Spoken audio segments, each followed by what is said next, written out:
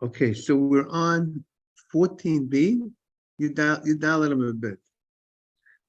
We were talking about Tumah, the prohibition of coming into the Beit HaMikdash when somebody's Tameh. Also talking about the prohibition of eating Kodesh when somebody's Tameh. I just as a little, we mentioned the Chinuch yesterday about this mitzvah. Just want to share one more point regarding the Chinuch, regarding this mitzvah. There's a mitzvah in the Torah. You have to send people that are Tameh out. You have to send them out of the camp, out of the Machane Shekhinah. They can't go into the Beit HaMikdash. Someone who was Tameh mate, someone who contaminated with a mate. There's a mitzvah asay to send them out, and the Chinuch says the idea is the following. What is the idea of Tumah? What is the idea of Tumah that we have this concept in the Torah? Someone who's Tameh, he can't go to the Beit HaMikdash. What happened? He came in contact with a dead body. Why should that affect the coming into the Beit HaMikdash? How can we try to understand? Okay, the Torah says if you're Tameh, you can't come to the Beit HaMikdash. And what is that Tumah? What does that affect on the person that he has? Why is he Tameh? What makes him Tameh? What makes him unclean? Why does this thing make him unclean? So he says, is that Inyan HaTumah Yedu L'Chachamim. The rabbis know that Sheyachlish Kol HaNefesh HaSichlis, that when a person is contaminated, the intellect of the person, the intellect that Hashem gave a person a certain intelligence, a certain understanding, and that understanding is to make the right decision. You have a mindset. But what happens is that mindset of the person becomes weakened, and the tumah, the contamination,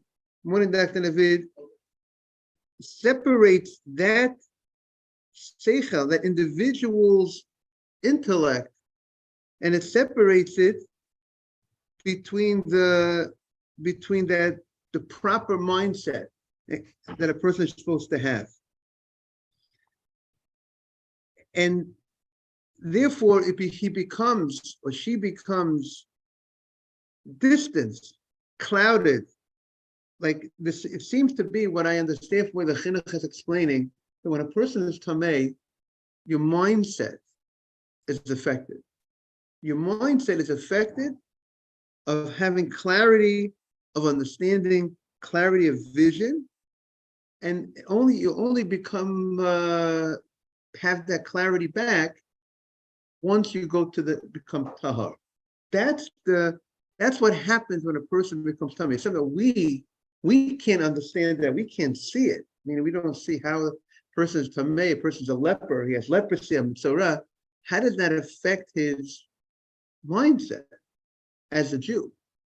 But that's the effect, the tumah, this contamination. Now, of course, there's reasons why having leprosy creates a tumah. It's reasons why if a person comes in contact with a dead body, it creates a tumah. For whatever the reasons why, that's called a contamination. It's a contamination. A nidah is a contamination. But once a person is contaminated, once we identify the person that's contaminated, that contamination, what it did to the person, it clouds the mind, the spiritual mind of the person.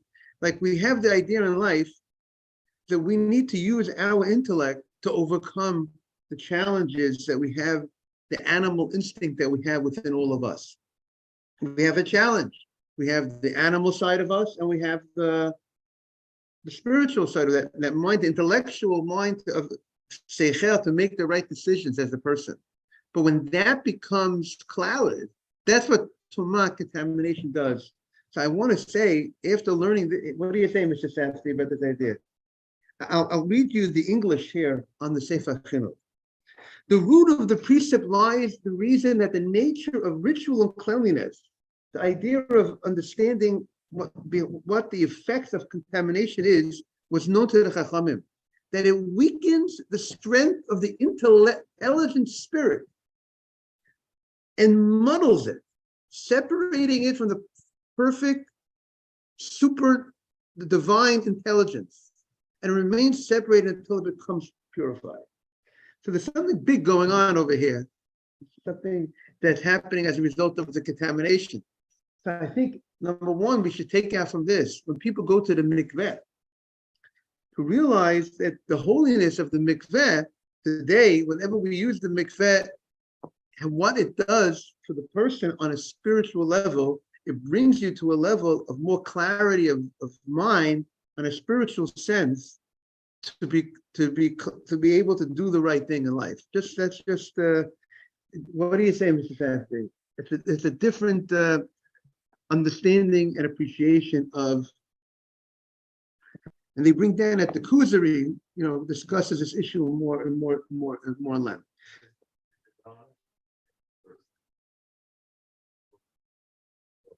You say so again, tshuva, yes, tshuva will clear everything. So most probably you would say that the fact that the tshuva is as if I didn't do it, so it should be. So I presume it also will clean that person, that mindset. So, Rabbi, it's really focused on clouded mind more so than clouded heart. I presume the mind, the heart, they're connected and making the right decisions as a Jew, seeing things straight as a Jew. So that's the combination, and that's most probably that's the problem. Like Mr. Safdie says, also not kosher food, stuffs up the heart, so to speak, makes it not have that clarity of mind that the Jew is supposed to have. Okay. We're back to the Gemara on 14b. The Gemara was in search of the source of the warning of the Torah for someone who is contaminated, that he's not allowed to go ahead and eat Kodesh. He's not allowed to eat Kodshim. And that we're looking for, where did the Torah teach us that law? Where did the Torah state that you're not allowed to eat Kodesh? We're completely finished with the other topic that we discussed about parade, and someone who's obligated parade, would he be subject to lashes or not lashes? And yes, can't use that for personal use. The oil that Moshe Rabbeinu made to anoint the kings and to anoint the Mishkan, the Holy Tabernacle, that cannot be used by individuals for personal use. The Torah says it's a very serious sin. And why did it says in the Torah, Hashem told Moshe how it's supposed to be made. But the same thing with the Ketoret. The same will. He used it. He used it to anoint the Mishkan, all the utensils of the Mishkan. They anointed Kohanim Gedolim with this oil. Kings, high priests, Kohen Gadol, the Mishkan, that's what it was used for. When Moshe Rabbeinu built the Mishkan, when they made the Mishkan, Hashem said that the oil was supposed to be poured on the utensils. That was part of the need for the oil. So the Gemara says the following: Where is the source for the prohibition of not allowed to make it, not allowed a person who's tamei is not allowed to eat kodesh? So that's what the Gemara. Ella has. We're up to second line. The Gemara says Ella tamei, first line before the wide lines. Ella tamei. We have it on 14b2.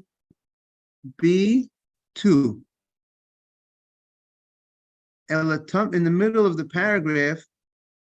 Ella tamei she'achal es kodesh. Someone who's tamei that eats kodesh, that eats something that's holy. Bishlam, everyone have the place or not? It's the middle of the paragraph. Well, you know what? We could start from the first paragraph and go back a little bit. Bishlam habola mikdash tamei. Tamei she'achal es kodesh. We're going to run through the Gemara, a little review from yesterday. Is everybody with me? It's the top of the article 14b2 on the left side. And in the Hebrew, it's the two dots, as we call it, bishlamah, 4 lines before the white line, right? Bishlam habala mikdash tamei. I understand that if someone comes into the Beis HaMikdash when he's contaminated, I understand, Ksiv, it's written onesh, the punishment for coming into the Beis HaMikdash being contaminated. Uksiv, good morning, Mr. Betesh, Uksiv hasara. And it says the warning. Onesh, Ksiv, the punishment if a person comes into the Beis HaMikdash tamei, es mishkan Hashem timei. The Torah says if you go into the Beit HaMikdash, when you're contaminated, you have contaminated the holy Beit HaMikdash, and you'll be cut off from the next world. Ashara, the warning, 14b. 14b2. Ashara, where is the warning? V'lo yitamu es machanehem. Don't contaminate the camps. Don't contaminate the Beit HaMikdash area. Don't contaminate other areas. Ela tamei she'achal es hakodesh. But someone who's tamei, someone who's contaminated, came in contact with a dead body, let's say, and he eats something that's kodesh, that's holy, bishlama onesh, or other contaminations. You should know, they did ask a lot of excavations in the old city. What did they find? Mikvahs. Near the Beit HaMikdash area, they find many mikvahs from thousands of years ago, because the people, there was a big thing. They had a dip. Make sure if they were tamei, they can't come into the Beit HaMikdash tamei, or they can't eat korbanot if they're tamei. So certain morning Mr. welcome back. Certain contaminations are removed through the mikveh, so you got to have a mikveh right nearby. So they find a lot of mikvah near the area of the Beit HaMikdash. Anybody have any questions? Archaeology. Yes, the archaeologists they always do a lot of digging around.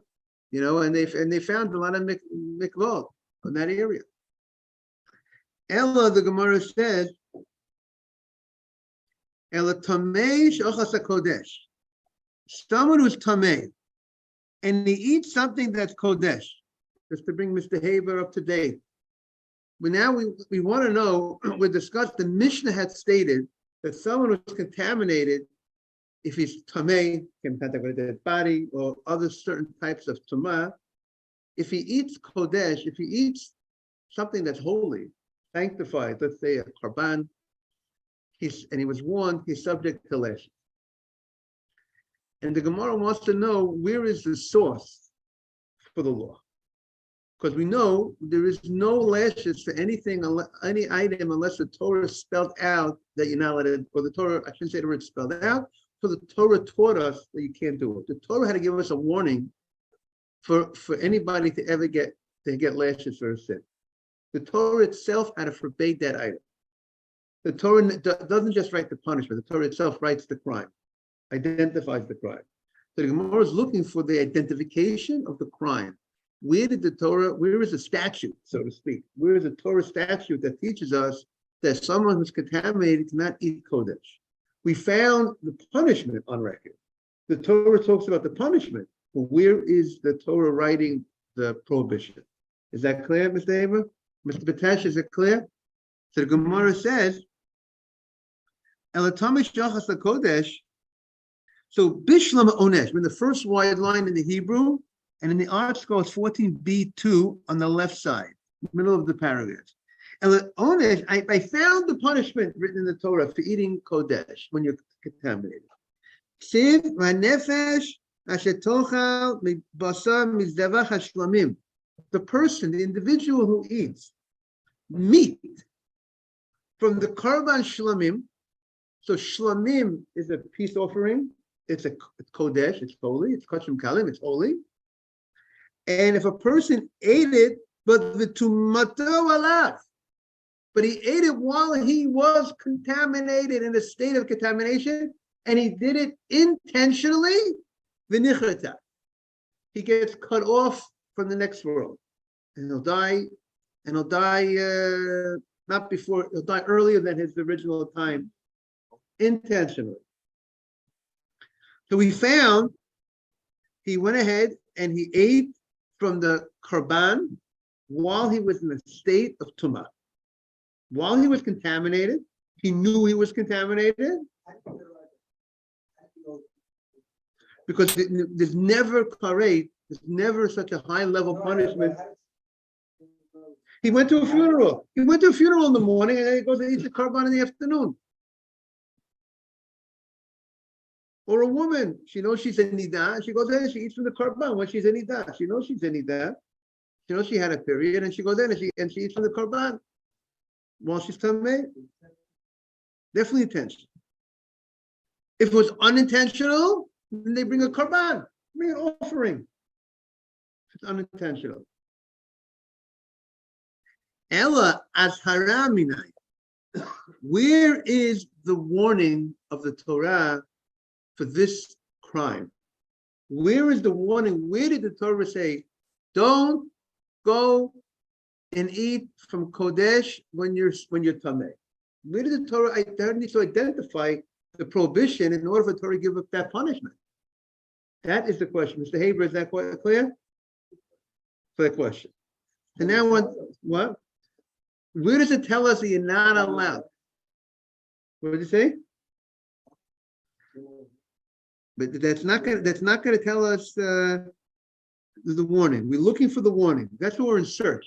Open up the Chumash, start from Bereshit to the end. Where does the Torah tell us when a person is contaminated, he cannot eat Kodesh?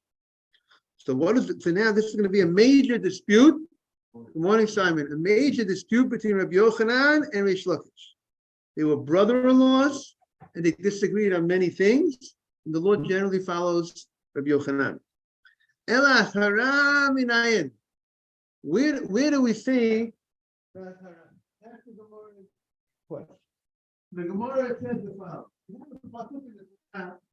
That says the Kodesh lo sigat. In all holy things, you're not allowed to touch when you're tamei. That's a pasuk. That pasuk is talking when a person is tamei. Happens to be talking about a lady who just gave birth. She gave birth, and we say that during a certain time period that she's tamei, that she's contaminated, still contaminated, she's not allowed to b'chol kodesh lo siga. She cannot touch kodesh. In the Gemara, Rashi fills in the blank, and the Gemara says that that's referring to eating, even though the Torah used the word lo siga, not to touch. But the Gemara is going to explain, and we'll see later on where do we see from the word not touch? It seems like it's talking about not touching, doesn't seem to be talking about not eating, but the Gemara, because you can eat something without touching. If someone sticks something in your mouth, that's not called touching. We don't consider that halachically touching the food. The subject concept, there could be touching without eating. There could be eating with touch, right? They can be eating without touching. So the Gemara says this pasuk, Rish Lakish says, "B'chol kodesh lo siga." And we're going to interpret it. You can't eat kachim when you're tamei. We found the pasuk. We got it. This pasuk is teaching us. You're looking for a source. We got it.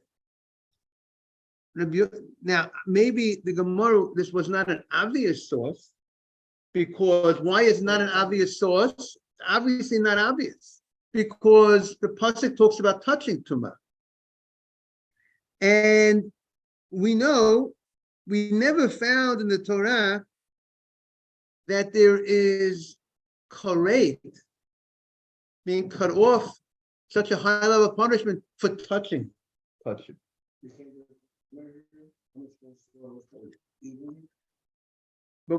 we never found.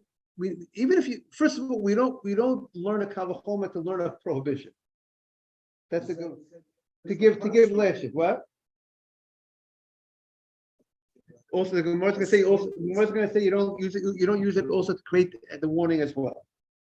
To create the warning as well, the Gemara says we don't use a kavachoma. So now, getting back to the Gemara is asking for the source. The Gemara just brought a pasuk. We knew the pasuk before. The answer is we didn't know that we're going to find two understandings of this pasuk. One is the pasuk is talking about touching kachim, not eating kachim. Touching kachim when someone's tamei is not subject to kareh. It's not subject to that level of punishment of kareh, being cut off the next row. Only eating kachim when a person is tamei would be subject to kareh. So we're looking for a source to show us the prohibition that you can't eat kodesh when you're tamei. And this pasuk doesn't seem like it's talking about eating. It's talking about touching. So we're looking for a source of eating. So comes Rish Lakish and he teaches this big chidush that this pasuk is also talking about eating. When it says b'chol kodesh lo siga, we could understand the meaning of this warning of the Torah. When it says don't touch the kodesh, we're going to be able to show how it refers to also don't eat the kodesh. That they would do it, eat it when the tummy in an intentional way. The Torah, you're right, Mr. Haber. It's something that people generally would not be brazen to do it. The Torah is identifying a case. And it says if a person acts, well, Mazel Tov, he's coming to the Beit Midrash, and he'll, like the Gemara says that they brought the child to the Beit Midrash, that it will have a positive effect on the child, and he's even up. What? I remember the Gemara, but it's a Gemara, and he's even up listening to the shir. Did the child say Brechat Torah yet? Before you learn, you have to say the brachot of learning before you learn. So the Gemara is trying to find this. So Rish Lakish says the Chol Kodesh Lo Siga teaches us this idea that if you, so again, to answer Mr. Haber's point, the Torah, it's like Torah talks about a case of a guy takes someone else's wife intentionally. It's a brazen act to take someone else's wife or doing murder. The Torah talks about all these cases that people act very inappropriately, brazenly, and the Torah wants to tell people that, you know what, if you ever have this mindset and thought, and you want to go ahead and you get angry and therefore you want to do certain things, you want to be violent, you need to know that the consequences. So if a person wants to also, Mr. Haber, there's an idea also, sometimes there's people sometimes want something so much that they overlook, what their action. They get just so overcome with their desires. So maybe the Torah said, maybe there was, I wonder if people felt that sometimes they wanted to eat the holy food, that they overlooked the fact that they were contaminated. So what'd you say? Well, stay tuned. We'll have to see how he did. But that's the novelty. Why the Gemara didn't find it originally. Rish Lakish finds it and says, "B'chol kodesh lo siga" refers to eating, and that teaches us that if you're contaminated, you can't eat kachim. However, Rabbi Yochanan is not going to understand the pasuk that way. The Gemara is going to say that Rabbi Yochanan understands that this is talking about truma. This pasuk is not talking. Truma is also holy. Holy means you have separated. It's not everyone can eat truma. Only the Kohen can eat the truma. His wife can eat the truma. But the Yisrael, the Levi can't eat truma. So he says that pasuk is referring to truma. It's not a source, the Gemara is going to say, for kachim, like things that were an offering. Right? There's a difference between an offering that was brought to the temple and some parts were brought on the altar. That's different. That's called kachim. And truma is just from your food that you separated and you gave to the Kohen. It's nothing that you brought to the temple. It's nothing that you went ahead and you offered as an offering. It's just so. Rabbi Yochanan understands that this pasuk, when the Torah says, "Don't touch kodesh," what kodesh are we talking about? He says it's talking about truma. So we can't use this pasuk of the whole kodesh or siga as a source that if someone's tamei, he cannot eat kachim. So where is his source? We're on 14b, 2, right side, top right column. So he says the following. Tana Rabbi Yochanan, Tana Bardala. There was a rabbi, his name was Bardula, not a common name, and he said the following: Atia tumato. We have a gzeira shaveh. The Torah used the same word when it was referring to when it was referring to someone eating kachim when he's tamei, and he used the same word of someone going to the Beit HaMikdash when he's tamei. What does that mean? The punishment is clear in the Torah. The Torah says if a person goes into the Beit HaMikdash when he eats kachim when he's tamei, that is clear. The Torah talks about the punishment. And when the Torah talks about the punishment, it uses the word v'tumato. And when the Torah talks about someone coming into the Beit HaMikdash when he's tamei, the Torah also uses the word tumato. Okay? Let me say that again.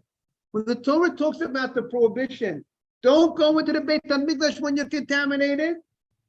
What's the word? What's the key word the Torah you refer to the guy as tumato? One of the words when it describes such a person, it says, and you have your tumah, and your tumato. And when the Torah talks about the guy who's eating kodesh, and when it discusses the punishment for eating kachim when you're tamei, it also uses the same word v'tumato, and he's tamei. And sometimes when the Torah uses the same word in two different laws, it's coming to shed light on the other law. That means whatever is stated by this law applies to that law. Like we find in Pesach and Sukkot, the Torah used the word 15th day of Nisan, 15th day of that month, and the 15th day of Tishrei. And the fact that we have something called the Gezerah Shaveh, and the usage of this word here, the same word is used in both places, is also teaches us certain laws that apply to here. So that's what the Gemara is saying. He has a tradition from his rabbi, who had a tradition from his rabbi, going all the way back, that the usage of the same word in each of these cases is to teach us a certain lesson. And what is that lesson? It's teaching us the warning for someone who's tamei cannot eat kodesh. How would that teach us? Because just like someone who entered into Beit HaMikdash when he's contaminated, there is a warning and there's a punishment. So too, we say there's also a warning and a punishment to the person who eats kodesh when he's tamei. You hear what the Gemara is saying? And in a certain sense, the concept is the following. When you learn out something from the Gezerah Shaveh, that the Torah is teaching you that lesson, to the Gemara's understanding, it's just like it's written in the Torah. Meaning it's one of the 13 principles. From Yeshua Lamer, B'shlosh esrei midot haTorah nidreshet behem. There's 13 ways that the Torah is expounded. One of them is kal v'chomer, one of them is Gezerah Shaveh. Gezerah Shaveh is the same word in both places. So therefore, and that creates the law. That creates the prohibition. So the Gezerah Shaveh is the prohibition. You're looking for the Azara. We're looking for, where did the Torah teach us? Where did the Torah warn us that you're not allowed to go ahead and eat kodesh when you're tamei? The Torah warned us through the Gezerah Shaveh. So everybody got it? Is it clear? The Torah used the Gezerah Shaveh to teach us that just like over there is the warning by that case of someone who enters the mikdash when he's tamei. So therefore, that teaches us the warning. It's as if the Torah, by using the same word, it says, there's a warning there, I'm giving you the warning here as well. That's what the Gemara says. Now look into the Gemara. Tani Bardala, Atya tumato. Sivhacha. It says over here, the tumato alav. When it talks about eating kodesh, it says he gets punished, he gets tumato alav. V'nichata, he gets cut off. Say it again. On him. The tumato alav, He went ahead and he ate holy things when he had too much contamination upon himself. He gets cut off in the next world. And it says over there, when the person enters the Beit HaMikdash when he's contaminated, Tameh O Tumatabo. It also used the word of Tumah. Malahalan, just like over there, by the case of entering the Mikdash when you're contaminated. Onesh, there's a punishment, and there's Azara. The Torah gave the warning. Afkan, here also, Onesh v'Azara. There's also a warning and a punishment. That's going to be the source of the warning, which is a big chidush to say that the Gezerah Shaveh is as if that's the warning of the Torah. And the way I'm explaining it, but the Gezerah Shaveh is as if it's written in the Torah. So that's the warning. You learned it out from the Gezerah Shaveh. That's the warning of the Torah. Now that the Gemara has brought the source for each rabbi, the Gemara it wants to understand what's the issue that this rabbi had with the other rabbi's shot. That means it's open, it's not so compelling. Each one's opinion is, you have to know why did you go with the other way? Why did you go with the Gezerah Shaveh? Why did you choose this way over that way? Why did you choose this as the source over this? Each one, that's what the Gemara was going to try to understand. One area. Why is one opinion, what was compelling you to understand this is the source and not the other rabbi's source? Why did you choose, sometimes, there's a fundamental, I disagree on the principle that you say, the law that you say. But here we all agree on the law. We're all focusing on the source. So why did you choose this source over that source? Now the Gemara says. So the Gemara opens up. Bishlam Reish Lakish. I understand Reish Lakish. Lo Amak Rabbi Yochanan. Reish Lakish did not want to say the reason of Rabbi Yochanan because Rabbi Yochanan's reason was Gezerah Shaveh. Gezerah Shaveh lo gamir. Reish Lakish did not have a tradition from his teacher, from his rabbi, of this Gezerah Shaveh. Gezerah Shaveh is not something that you create on your own understanding, which most probably a Kal V'chomer is more of your understanding, your own logic. Gezerah Shaveh, to know that the same words is said in both places coming to teach us a specific law, you can't just say, okay, it says this word there, it says this word here. Okay, so whatever the law is over there, the law is over here. The Torah has to use words. So the fact that Torah uses the same word in two different cases doesn't mean that it's coming to teach you anything. I want to describe something, there's a certain vocabulary I use. So if I talk about 15th day of the 7th month, talk about the 15th day of the 1st month, maybe I'm just using the words 15 and 15 because I'm describing this way you got to do in the 15th, the 15th. It's not that I went out of my way and I was so particular about something. So therefore, you need to have a tradition from your rabbi, who got it from his rabbi, all the way from Sinai, that they have such a tradition that the reason why the Torah chose to use the same, there is this lesson and teaching of the usage of the same word in both places to teach us a certain law. But Reish Lakish never hit everyone. A lot of people learn from different rabbis. He was a Baal Tshuva, but he was a robber. Reish Lakish was a robber, and he married Rabbi Yochanan's sister. He was a robber. And then he did shuvah and he repented, and it's all right. You were close. He was a robber and he repented and he became one of the great rabbis of all time on the all-time list. So the bottom line is he did not have such a Gezerah Shaveh. His rabbi, Reish Lakish's rabbi was whoever his rabbi was. And Rabbi Yochanan had his rabbi, right? So not everyone always learned under the same rabbis, many rabbis. So his rabbi never said that this is what the Gezerah Shaveh was, so he has no tradition that that's the Gezerah Shaveh. So he can't say, I know it from a Gzeira Shaveh if I never heard my rabbi tell me with the Gzeira Shaveh. So therefore, he had to come up with find a different source. So that's what the Gemara says. Bishlam Rish Lakish Rabbi Yochanan Gzeira Shaveh lo Gomir. El Rabbi Yochanan, the Gemara wants to understand. My time aloma Rish Lakish. Why didn't Rabbi Yochanan say like Rish Lakish? I mean, Rish Lakish's source of B'chol Kodesh Lo Sigah, the Gemara is going to explain how it refers to eating, and the Gemara is going to, and he says it's B'chol Kodesh. Don't touch Kodesh. Don't eat Kodesh. So we have a nice pasuk that seems to be available to learn that you can't eat Kodesh when you're contaminated. So why did Rabbi Yochanan? Why do you need to come on to a Gzeira Shaveh?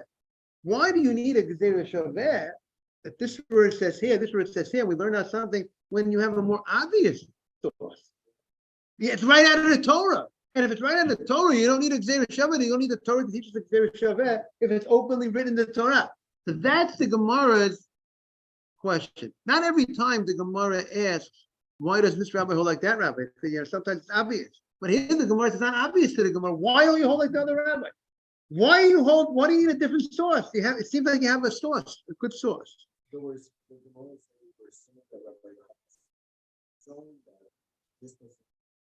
He definitely knows the pasuk exists.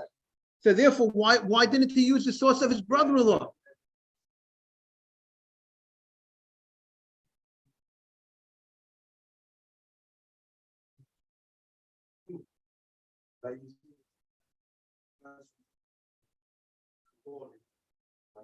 The Gzeira Shaveh teacher.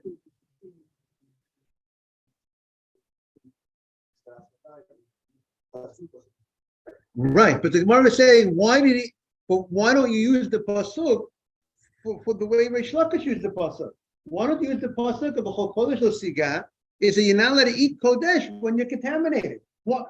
And you don't need the Gzeira Shaveh for Gzeira Shaveh at all. Why do you need a Gzeira Shaveh if the Torah says the same word in both places when you can learn out from an open verse in the Torah?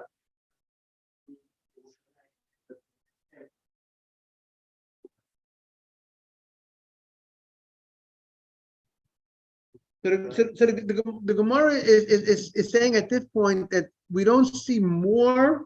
We don't see more of a teaching from the Gzeira Shaveh than we learn that we can learn it from the pasuk. So why don't we use the pasuk? Everybody with me?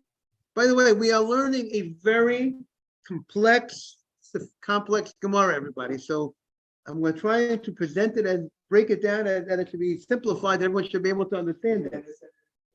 Okay, you know what? It's time for Shachrit. To be continued, everybody. Stay tuned. Right, Ariel? Stay tuned. Yeah, I'm praying with you, everybody. If you have a good prayer, we have a do we have a minyan? We have a minyan. Chana ben Akash Yomer Rasa Kodesh Baruch Hu Zachas Tzel Tika Chir B'Lem Torah Mitzvot Shenema Adonai Chafetz L'Mas V'Kol Yadil Torah V'Yadir. Amen.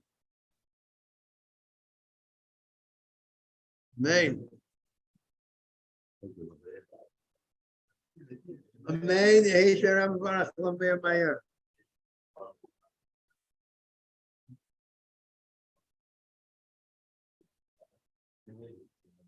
Amen. Amen.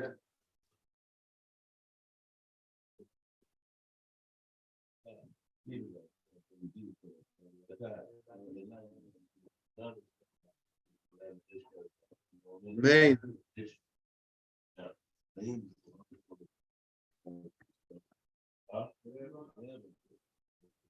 Amen.